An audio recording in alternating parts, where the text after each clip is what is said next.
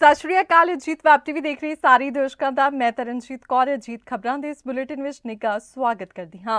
आओ सब तो पहला नजर मार लैने अज दीयां चुणवीआं खबरां ते। 1500 रुपए बदले अमृतसर विच फाइनांस कंपनी के करिंदे का वड्डिया हथ। कैप्टन वालों हरेक पिंड नूं 10 लाख रुपए की विशेष विकास ग्रांट देने का ऐलान। चरणजीत सिंह चन्नी नूं मिलन पहुंचे प्रताप सिंह बाजवा, बोले विजिलेंस की हो रही दुरवरतों। पंजाब विच आउण वाले दिनां विच चलणगीआं तेज हवावां, हो सकती है हल्की दरमियानी बारिश। ते बिक्रम सिंह मजीठिया ने घेरे कैप्टन ते सिद्धू। ते हुण इन्हां खबरां दा विस्तार ते कुछ होर खबरां। अमृतसर विच निहंगां दे बाणी विच आए दो नौजवानों ने दिल दहलाउण वाली घटना नूं अज अंजाम दिता है।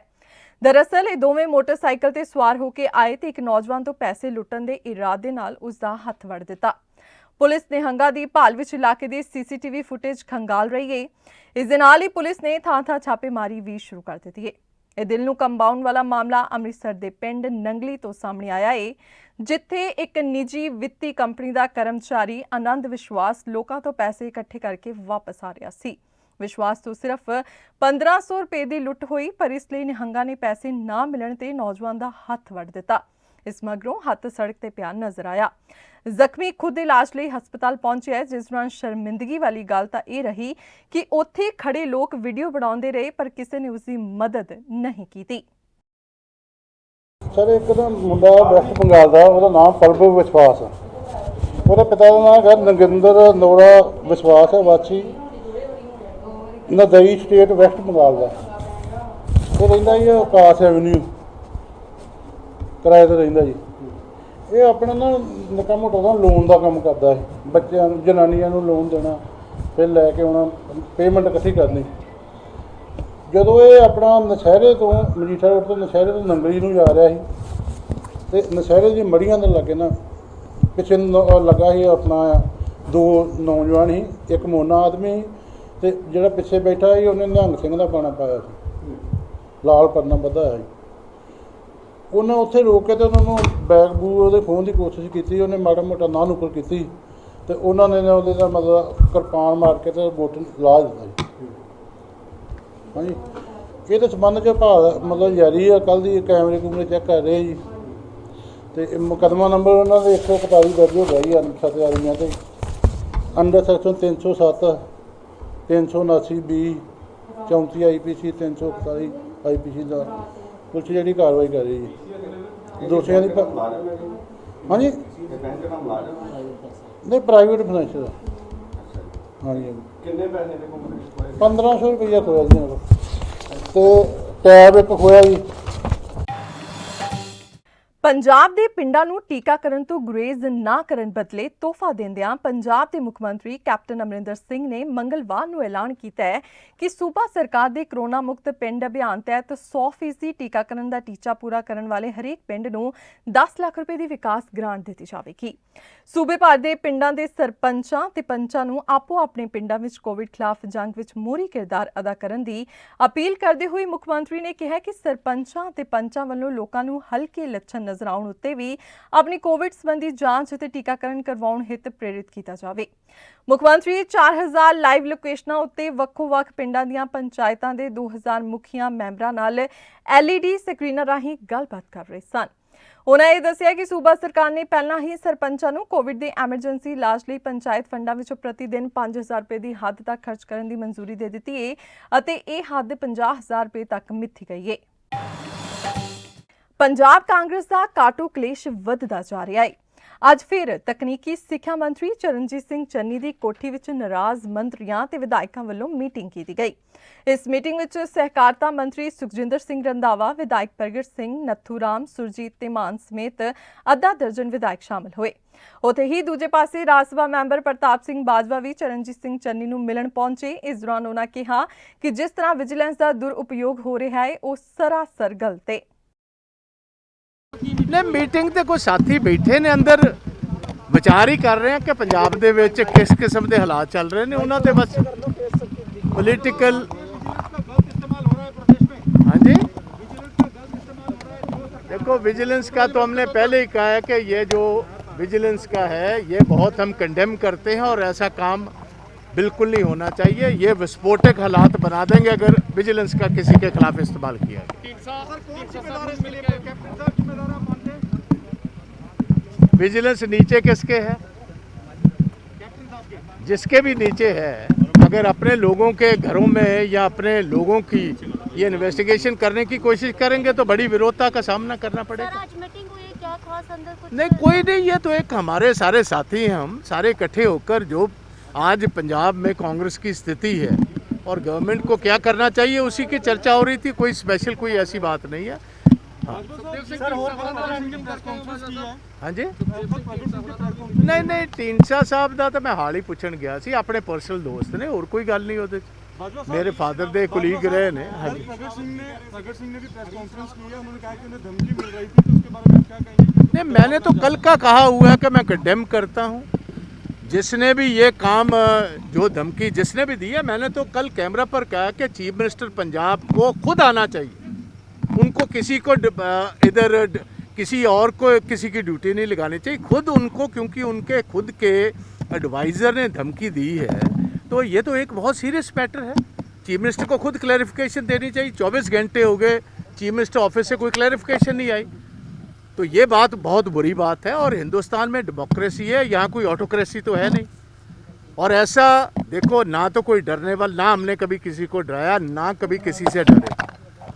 और ये मैं कहना चाहता हूँ, ये एक अच्छी रीत नहीं है विजिलेंस डिपार्टमेंट को ऐसे इस्तेमाल करना। अगर विजिलेंस को इस्तेमाल करना था तो हमने कल भी कहा कि जो 2007 से 17 तक प्रकाश सिंह बादल की और सुखबीर सिंह की गवर्नमेंट रही, जिसमें इतने बड़े करोड़ों रुपए के घोटाले हुए हैं, उनकी इन्वेस्टिगेशन करने के लोग, पंजाब के लोग तो वो इंतज़ार कर रहे थे और आपने अपना दरवाज़ा ही खटखटा दिया। खटखटाना तो बादलों का दरवाज़ा था, आपने अपने एमएलए की कोशिश कर ली। देखो, चन्नी साहब इसका जवाब खुद देंगे भाई। महिला का जो मसला है, हमारे कुलीग हैं, वो खुद सक्षम हैं इस बात का जवाब देने में, और इसी बात पर ये चर्चा चल रही है। ਪੰਜਾਬ ਵਿੱਚ ਪਿਛਲੇ ਕੁਝ ਦਿਨਾਂ ਤੋਂ ਤਾਪਮਾਨ ਕਾਫੀ ਵੱਧ ਗਿਆ ਸੀ, ਜਿਸ ਕਾਰਨ ਲੋਕਾਂ ਨੂੰ ਭਾਰੀ ਗਰਮੀ ਦਾ ਸਾਹਮਣਾ ਕਰਨਾ ਪੈ ਰਿਹਾ ਹੈ। ਪਰ ਆਉਣ ਵਾਲੇ ਦਿਨਾਂ ਵਿੱਚ ਪੰਜਾਬ ਦੇ ਲੋਕਾਂ ਨੂੰ ਗਰਮੀ ਤੋਂ ਰਾਹਤ ਮਿਲ ਸਕਦੀ ਹੈ। ਜਾਣਕਾਰੀ ਦਿੰਦੇ ਹੋਏ ਮੌਸਮ ਵਿਗਿਆਨੀ ਪ੍ਰਭਜੋਤ ਕੌਰ ਸੰਧੂ ਨੇ ਦੱਸਿਆ ਕਿ ਆਉਣ ਵਾਲੇ ਦਿਨਾਂ ਵਿੱਚ ਤੇਜ਼ ਹਵਾਵਾਂ ਚੱਲਣ ਦੀ ਸੰਭਾਵਨਾ ਹੈ, ਜਿਨ੍ਹਾਂ ਦੀ ਰਫ਼ਤਾਰ 40 ਤੋਂ 50 ਕਿਲੋਮੀਟਰ ਪ੍ਰਤੀ ਘੰਟਾ ਹੋ ਸਕਦੀ ਹੈ ਤੇ ਹਵਾ ਵਿੱਚ ਘੱਟ ਨਮੀ ਹੋਣ ਕਾਰਨ ਧੂੜ ਮਿੱਟੀ ਦੇ ਤੂਫਾਨ ਦਾ ਸਾਹਮਣਾ ਵੀ ਕਰਨਾ ਪੈ ਸਕਦਾ ਹੈ। ਉੱਥੇ ਹੀ ਉਹਨਾਂ ਨੇ ਕਿਹਾ ਕਿ ਬਿਜਲੀ ਦੀ ਚਮਕ ਨਾਲ ਹਲਕੀ ਅਤੇ ਦਰਮਿਆਨੀ ਬਾਰਿਸ਼ ਦੇ ਵੀ ਆਸਾਰ ਹਨ, ਪਰ ਤੇਜ਼ ਮੀਂਹ ਨਹੀਂ ਪਵੇਗਾ। ਜਿਹੜੀ ਸਾਨੂੰ ਫੋਰਕਾਸਟ ਆਈ ਹੈਗੀ ਹੈ ਇੰਡੀਆ ਮੈਟਰੋਲੋਜੀਕਲ ਡਿਪਾਰਟਮੈਂਟ ਤੋਂ, ਉਹਦੇ ਅਕੋਰਡਿੰਗਲੀ ਜਿਹੜਾ ਅਰੇਬੀਅਨ ਸੀ ਦੇ ਵਿੱਚ ਸਾਈਕਲੋਨਿਕ ਸਟ੍ਰੋਮ ਹੈ ਤਾਉਤੇ ਜਿਹੜਾ ਚੱਲ ਰਿਹਾ ਇਸ ਵੇਲੇ, ਇਹ ਗੁਜਰਾਤ ਕੋਸਟ ਨੂੰ ਹਿੱਟ ਕਰਦਾ ਹੋਇਆ, ਗੁਜਰਾਤ ਰਾਜਸਥਾਨ ਕ੍ਰੋਸ ਕਰਦਾ ਹੋਇਆ 19 ਮਈ ਤੱਕ ਹਰਿਆਣਾ ਪੰਜਾਬ ਦੇ ਇਲਾਕਿਆਂ ਦੇ ਵਿੱਚ ਪਹੁੰਚੇਗਾ। ਐਂਡ ਇਹਦੇ ਨਾਲ ਗਰਜ ਚਮਕ ਦੇ ਨਾਲ ਛਿੱਟੇ, ਹਾਲਾਂਕਿ ਬਾਰਿਸ਼ ਜਿਹੜੀ ਹੈ ਉਹ ਹਲਕੀ ਤੋਂ ਦਰਮਿਆਨੀ ਬਾਰਿਸ਼ ਹੀ ਹੋਏਗੀ, ਬਟ ਹਵਾਵਾਂ ਕਾਫੀ ਤੇਜ਼ ਚੱਲਣਗੀਆਂ। 30-40 ਜਾਂ 50 ਕਿਲੋਮੀਟਰ ਪ੍ਰਤੀ ਘੰਟਾ ਦੀ ਰਫ਼ਤਾਰ ਨਾਲ ਚੱਲ ਸਕਦੀਆਂ। ਨਾਲ ਦੇ ਨਾਲ ਗਰਜ ਚਮਕ ਦੇ ਨਾਲ ਛਿੱਟੇ ਪੈਣ ਦੀ ਆਸਾਰ ਹੈਗੇ ਆ। ਐਂਡ ਇਹ ਸਿਸਟਮ 19-20 ਮਈ ਤੱਕ ਪੰਜਾਬ ਦੇ ਵਿੱਚ ਐਕਟਿਵ ਰਹੇਗਾ ਐਂਡ ਉਹਦੇ ਬਾਅਦ ਇਹ ਫਰਦਰ ਅੱਗੇ ਨੂੰ ਮੂਵ ਕਰ ਜਾਏਗਾ। ਇਸ ਵੇਲੇ ਕਿਉਂਕਿ ਜੰਮੂ ਕਸ਼ਮੀਰ ਦੇ ਪਹਾੜੀ ਇਲਾਕਿਆਂ 'ਚ ਵੀ ਇੱਕ ਵੈਸਟਰਨ ਡਿਸਟਰਬੈਂਸ ਵੀ ਮੂਵ ਕਰ ਰਹੀ ਹੈ, ਸੋ ਇਹ ਜਦੋਂ ਦੋ ਸਿਸਟਮ ਇਕੱਠੇ ਆ ਜਾਂਦੇ ਆ ਤਾਂ ਉਹਨਾਂ ਦੀ ਇੰਟੈਂਸਿਟੀ ਵੱਧ ਜਾਂਦੀ ਹੈ। ਤੇਜ਼ ਹਵਾਵਾਂ ਇਸ ਕਰਕੇ ਚੱਲਣਗੀਆਂ ਕਿਉਂਕਿ ਇਹ ਸਾਈਕਲੋਨਿਕ ਸਟ੍ਰੋਮ ਦਾ ਹਿੱਸਾ ਹੈਗੀਆਂ ਨੇ, ਉਹਦੇ ਵਿੱਚ ਹਵਾਵਾਂ ਜਿਹੜੀਆਂ ਹੈਗੀਆਂ ਉਹਨਾਂ ਦੀ ਰਫ਼ਤਾਰ ਬਹੁਤ ਤੇਜ਼ ਹੁੰਦੀ ਹੈ, ਸੋ ਇਹਦੇ ਨਾਲ ਤੇਜ਼ ਹਵਾਵਾਂ ਦੀ ਫੋਰਕਾਸਟ ਹੈ। ਦੇਸ਼ ਦੇ ਨਾਲ-ਨਾਲ ਪੰਜਾਬ ਵਿੱਚ ਕਰੋਨਾ ਮਹਾਮਾਰੀ ਦਾ ਪ੍ਰਕੋਪ ਵੱਧਦਾ ਹੈ। ਇਹੀ ਨਹੀਂ, ਸਿਹਤ ਸਹੂਲਤਾਂ ਤੇ ਉਪਕਰਨਾਂ ਦੀ ਘਾਟ ਵੀ ਪੰਜਾਬ ਦੀ ਸਿਹਤ ਪ੍ਰਣਾਲੀ ਦਾ ਮਿਆਰ ਹੇਠਾਂ ਸੁੱਟ ਰਹੀ ਹੈ। ਇਸੇ ਹਾਲਾਤ ਨੂੰ ਦੇਖਦਿਆਂ ਅੱਜ ਸ਼੍ਰੋਮਣੀ ਅਕਾਲੀ ਦਲ ਦੇ ਸੀਨੀਅਰ ਆਗੂ ਬਿਕਰਮ ਸਿੰਘ ਮਜੀਠੀਆ ਵੱਲੋਂ ਕਰੋਨਾ ਕਾਲ ਦੌਰਾਨ ਕੈਪਟਨ ਸਰਕਾਰ ਦੀ ਕਾਰਗੁਜ਼ਾਰੀ ਤੇ ਸਵਾਲ ਚੁੱਕੇ ਗਏ। ਪ੍ਰੈਸ ਕਾਨਫਰੰਸ ਕਰਦਿਆਂ ਉਹਨਾਂ ਕਿਹਾ ਕਿ ਸਰਕਾਰ ਤਾਂ ਖੁਦ ICU ਵਿੱਚ ਹੈ, ਪਤਾ ਨਹੀਂ ਕਦੋਂ ਡਿੱਗ ਜਾਵੇ।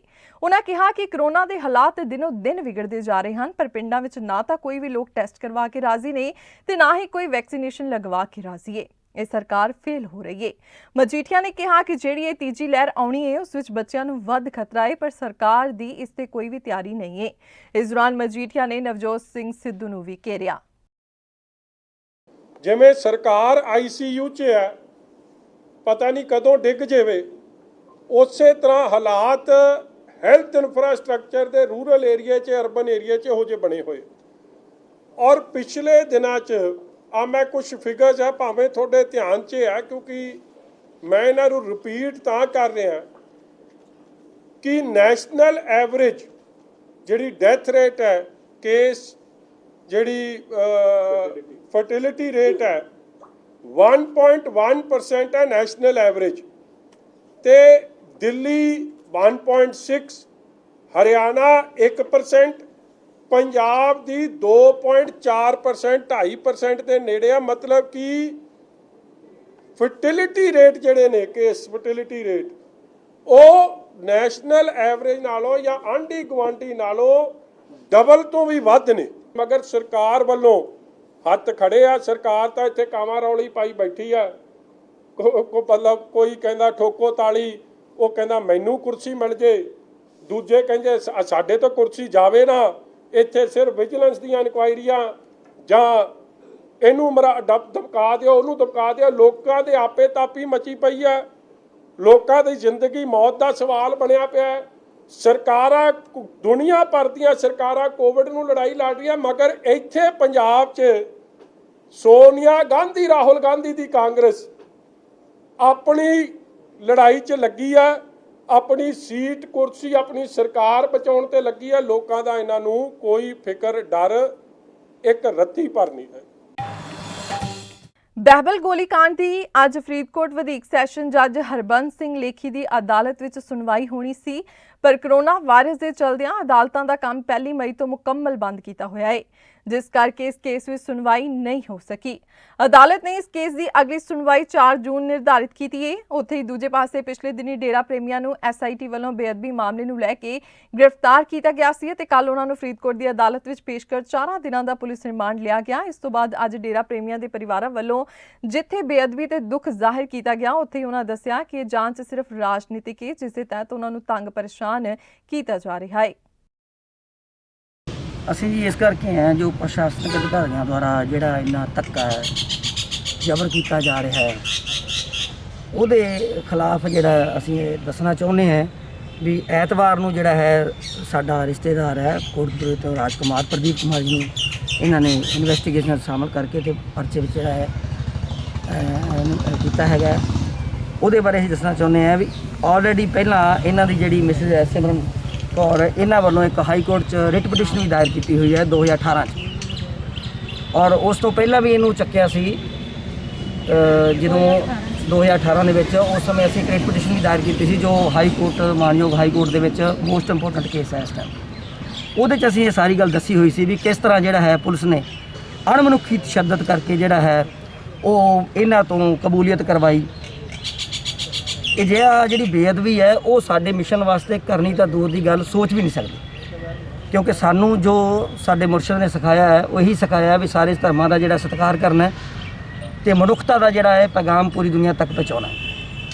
ਤੇ ਠੀਕ ਹੈ, ਰਾਜਨੀਤੀ ਸਿਸਟਮ ਹੈ, ਰਾਜਨੀਤੀ ਦੇ ਵਿੱਚ ਪਿਛਲੇ ਸਾਲ ਜੋ ਇਲੈਕਸ਼ਨ ਹੋਏ ਸੀ, ਸ਼੍ਰੋਮਣੀ ਅਕਾਲੀ ਦਲ ਨੂੰ ਜਿਹੜਾ ਅਸੀਂ ਸਮਰਥਨ ਦਿੱਤਾ ਸੀ, ਚਲੋ ਉਹ ਹਾਰ ਗਏ ਤੇ ਇਹ ਜਿਹੜਾ ਕਾਂਗਰਸ ਹੈ ਇਹ ਹਰਕਤ 'ਚ ਆਈ।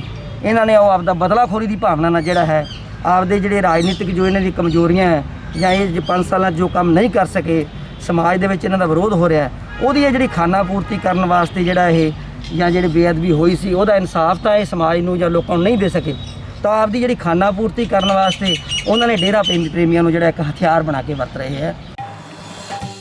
ਪ੍ਰਧਾਨ ਮੰਤਰੀ ਨਰਿੰਦਰ ਮੋਦੀ ਨੇ ਅੱਜ ਕੋਰੋਨਾ ਇਨਫੈਕਸ਼ਨ ਦੇ ਸਭ ਤੋਂ ਵੱਧ ਮਾਮਲਿਆਂ ਵਾਲੇ ਸੂਬਿਆਂ ਤੇ ਜ਼ਿਲ੍ਹਿਆਂ ਦੇ ਅਧਿਕਾਰੀਆਂ ਨਾਲ ਬੈਠਕ ਕੀਤੀ।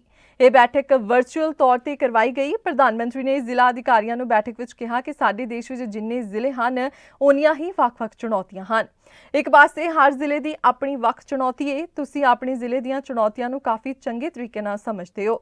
ਇਸ ਲਈ ਜਦੋਂ ਤੁਹਾਡਾ ਜ਼ਿਲ੍ਹਾ ਕੋਰੋਨਾ ਮਹਾਮਾਰੀ ਨੂੰ ਹਰਾ ਕੇ ਜਿੱਤ ਪ੍ਰਾਪਤ ਕਰੇਗਾ ਤਾਂ ਦੇਸ਼ ਜਿੱਤੇਗਾ। ਕੋਰੋਨਾ ਖਿਲਾਫ ਇਸ ਯੁੱਧ ਵਿੱਚ ਤੁਸੀਂ ਸਾਰੇ ਲੋਕ ਇੱਕ ਬਹੁਤ ਮਹੱਤਵਪੂਰਨ ਭੂਮਿਕਾ ਨਿਭਾ ਰਹੇ ਹੋ। ਇਸ ਲਈ ਤੁਸੀਂ ਇਸ ਯੁੱਧ ਦੇ ਮੈਦਾਨ ਵਿੱਚ ਕਮਾਂਡਰ ਹੋ।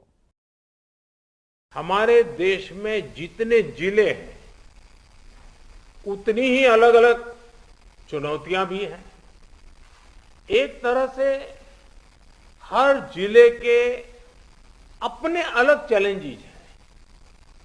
आप अपने जिले के चैलेंजेस को बहुत बेहतर तरीके से समझते हैं और इसलिए जब आपका जिला अगर जीतता है तो मतलब देश जीतता है।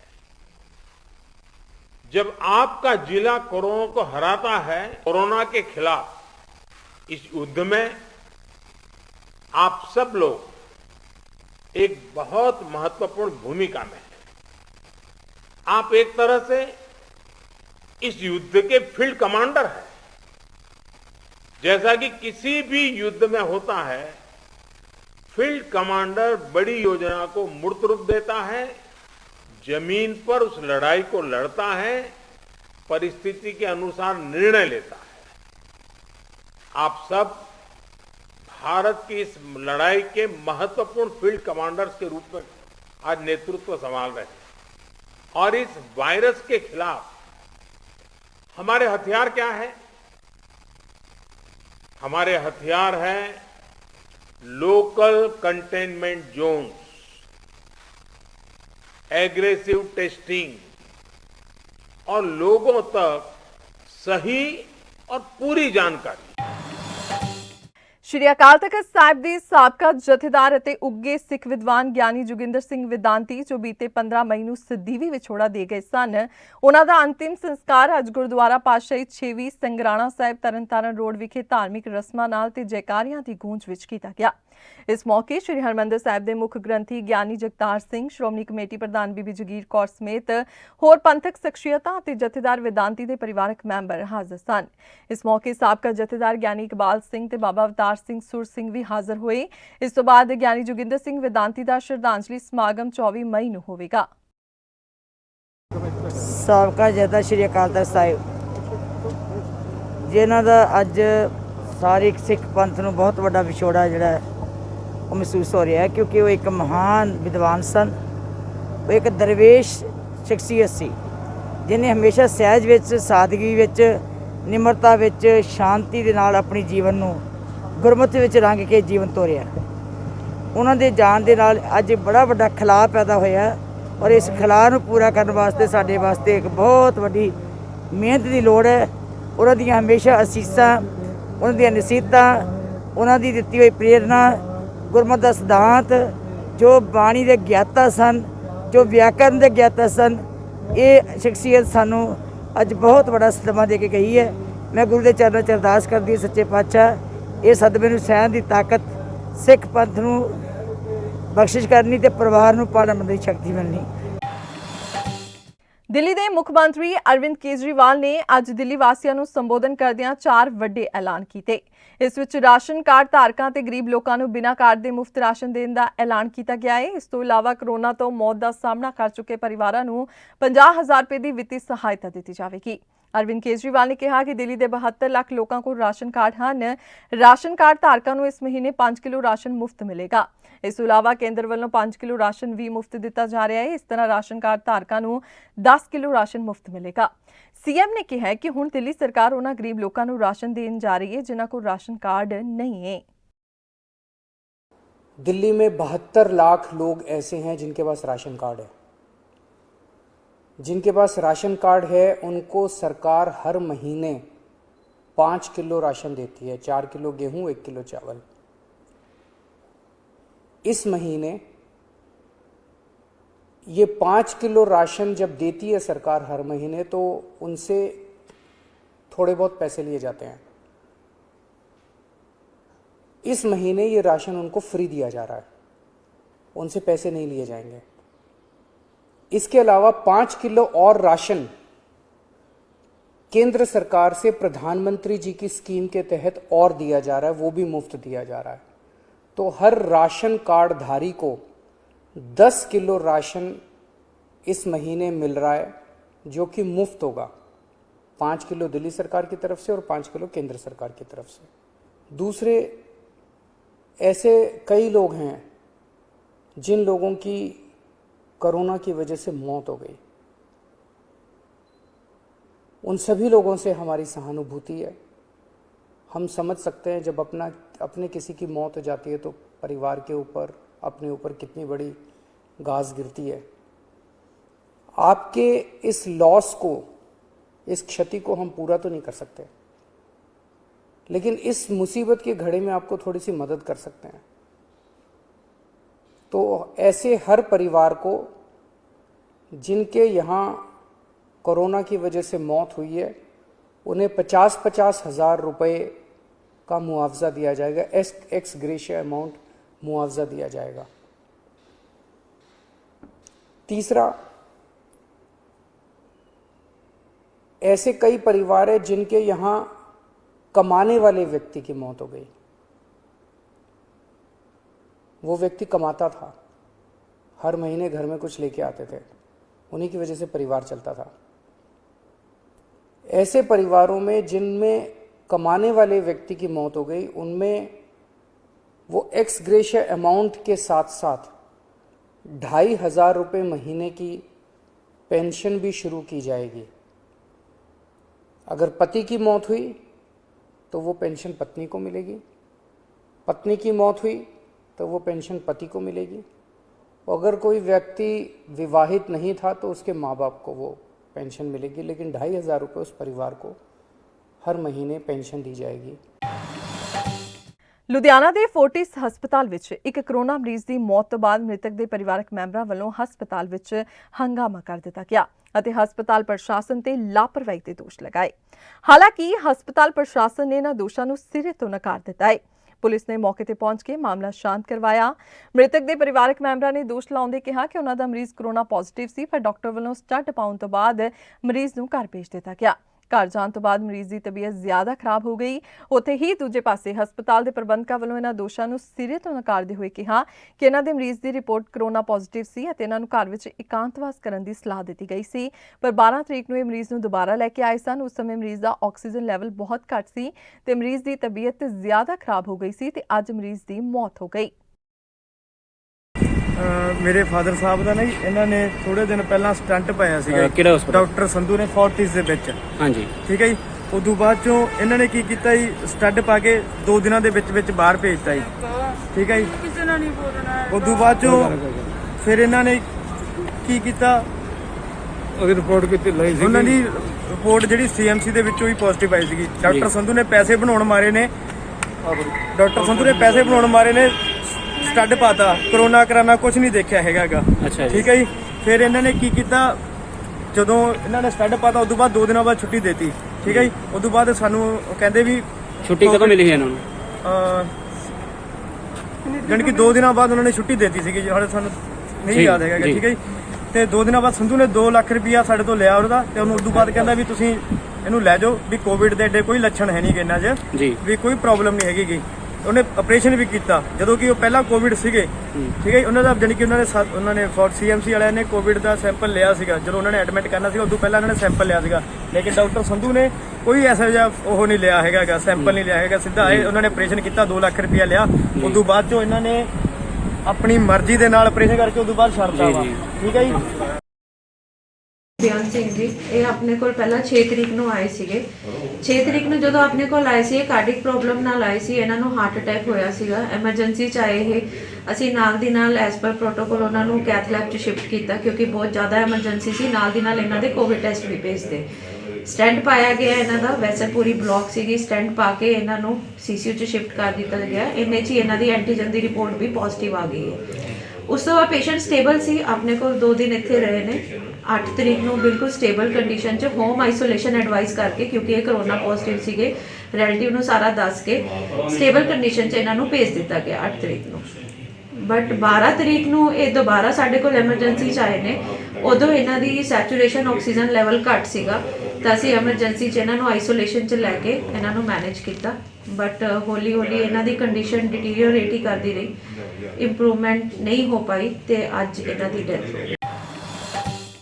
ਤੇ ਇਸ ਦੇ ਨਾਲ ਹੀ ਅਜੀਤ ਖਬਰਾਂ ਦਾ ਬੁਲੇਟਿਨ ਇੱਥੇ ਹੀ ਖਤਮ ਹੁੰਦਾ ਹੈ। ਨਵੀਆਂ ਤੇ ਤਾਜ਼ਾ ਤਰੀਨ ਖਬਰਾਂ ਲੈ ਕੇ ਫਿਰ ਤੋਂ ਹਾਜ਼ਰ ਹੋਵਾਂਗੇ। ਤਦ ਤੱਕ ਲਈ ਦਿਓ ਇਜਾਜ਼ਤ। ਸਤਿ ਸ਼੍ਰੀ ਅਕਾਲ। ਦੇਸ਼ ਦੁਨੀਆ ਦੀਆਂ ਤਾਜ਼ਾ ਖਬਰਾਂ ਦੇ ਲਈ ਹੁਣੇ ਪਲੇ ਸਟੋਰ ਤੋਂ ਡਾਊਨਲੋਡ ਕਰੋ ਪੰਜਾਬ ਦੀ ਆਵਾਜ਼ ਅਜੀਤ ਨਿਊਜ਼ ਐਪ।